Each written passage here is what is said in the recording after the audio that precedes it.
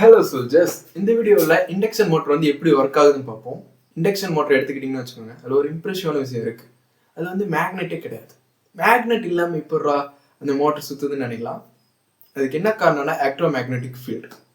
இந்த electro magnetic field மூலிமா எப்படி அந்த மோட்டர் சுற்றுதுன்னு பார்ப்போம். இந்த மோட்டரில் ரெண்டு திங்ஸ் இருக்குது சோல்ஜர்ஸ். ஒன்று வந்து ஸ்டார்டர், இன்னொன்று வந்து ரோடர்.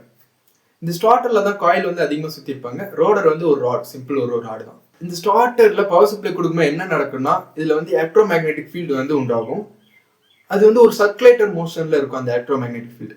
இந்த ஃபீல்டு வந்து அந்த ராட்ல வந்து படும் போது என்ன நடக்கும்னா, அதுல வந்து இண்டக்ஷன், எலக்ட்ரோ மேக்னெட்டிக் இண்டக்ஷன் வந்து கிரியேட் ஆகும். இந்த இண்டக்ஷன் மூலியமா அந்த ராட்ல வந்து எலக்ட்ரான் ஃப்ளோ நடக்கும்.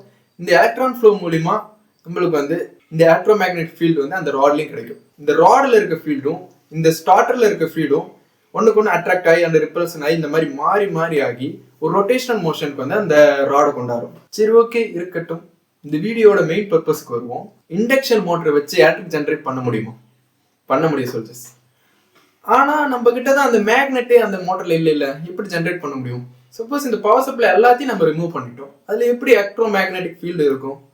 ஆச்சரியமா இருக்குல்ல? ஆனா நம்மளால எலக்ட்ரிக் ஜென்ரேட் பண்ண முடியும். அது எப்படின்னா, என்னதான் நீங்க பவர் சப்ளை எல்லாம் ரிமூவ் பண்ணாலும் அந்த ராடர்ல small amount of electromagnetic field வந்து இருக்கும். அந்த ராடரை வந்து நம்ம சுத்தும் போது அந்த small and of electric field இருக்குல்ல, அது வந்து அந்த ஸ்டார்டர்ல இருக்க காயில் வந்து அஃபெக்ட் பண்ணி அதுல வந்து லிட்டில் அமௌண்ட் ஆஃப் வோல்டேஜ் வந்து கொடுக்கும்.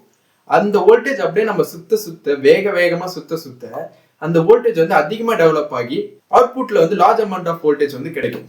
சப்போஸ் அந்த ராடர்ல வந்து எலக்ட்ரோ மேக்னெட்டிக் ஃபீல்டு இல்லைன்னா நம்ம அவுட் சைட்ல வந்து கெப்பாசிட்டர் கனெக்ட் பண்ணி little amount of electric field வந்து அந்த ராடர் கொடுப்போம். அது மூலியமா ஸ்டெப் பை ஸ்டெப்பா டெவலப் பண்ணி லார்ஜ் அமௌண்ட் ஆஃப் எலக்ட்ரிசிட்டி வந்து அவுட் சைட்ல ப்ரொடியூஸ் பண்ணும். ஓகே, அவ்வளவுதான் இந்த வீடியோ. இந்த வீடியோ உங்களுக்கு பிடிச்சிருந்ததுன்னா வீடியோக்கு லைக் பண்ணுங்க, அண்ட் நம்ம சேனலுக்கு சப்ஸ்கிரைப் பண்ணுங்க.